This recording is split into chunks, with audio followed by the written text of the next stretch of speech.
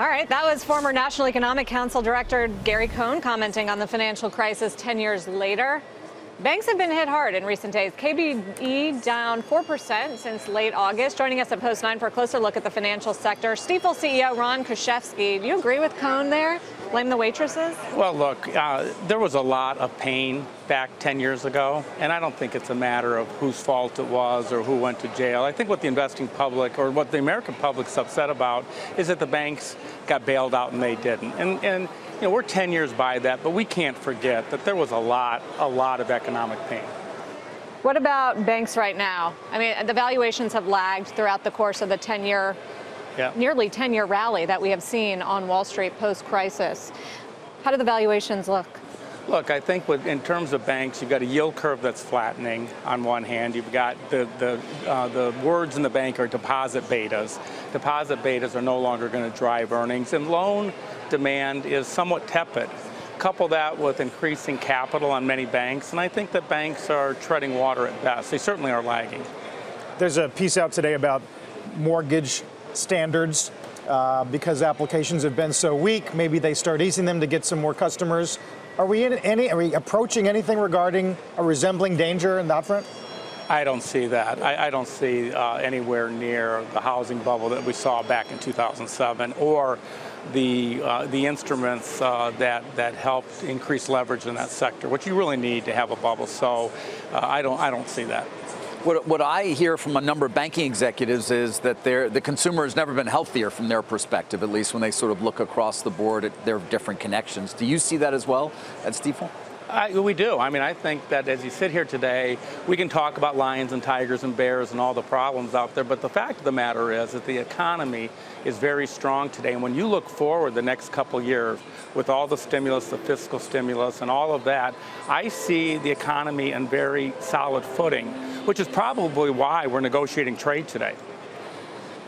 Because if not now, when? Is that your point? Well, yeah. I mean, look, everyone's getting all upset about the China trade.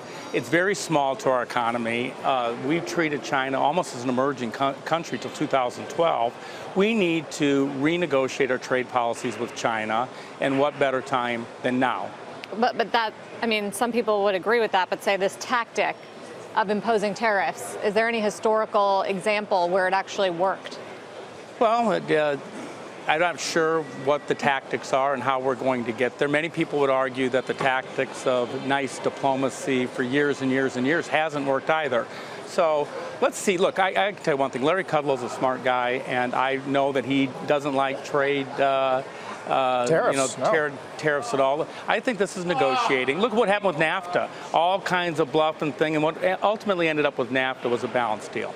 Although that's not done yet. Well, Still waiting for Canada to come around. You think it is?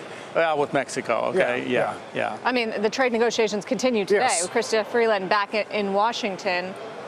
So you're optimistic about President Trump's renegotiation of trade deals?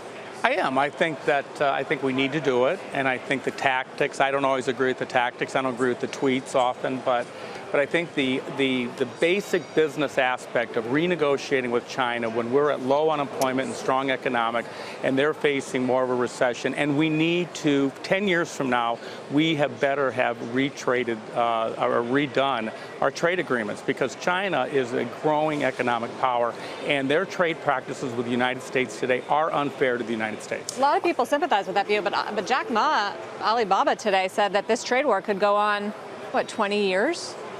The market's not priced for that, is it? Jack Ma's talking his own book too. Okay. Or yeah, his leader's book. Or the government. I wonder what you think. Just to change the topic briefly, cannabis, Bitcoin, right? These little pockets of excess, some argue, that we've seen the last year or so.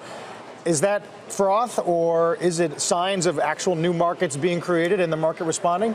You know, I think it's both. Okay. I think on one hand, you know, it's hard to talk about cannabis on national television, but we're getting used to it. We are getting used to it, and I think that that's probably a market, and a market that will develop subject to laws and social and all of that. Bitcoin, people confuse Bitcoin with blockchain, and I will just tell you, I personally think, and I'm going to get all kinds of how stupid I am tweets, but I think Bitcoin alone is not something that I would be throwing a lot of money at. Because? I just think that it's in today's markets, without a sovereign backing, without an ability to understand and have some sovereign control behind a currency like this, it is hugely risky and money is going to be lost. All right, Ron, thanks for weighing in. Well, also born out of the financial crisis, Bitcoin. Good to see you. There's a lot of things that were born out of the financial, including my company. CEO Thank you. Stifel, Ron Kruszewski.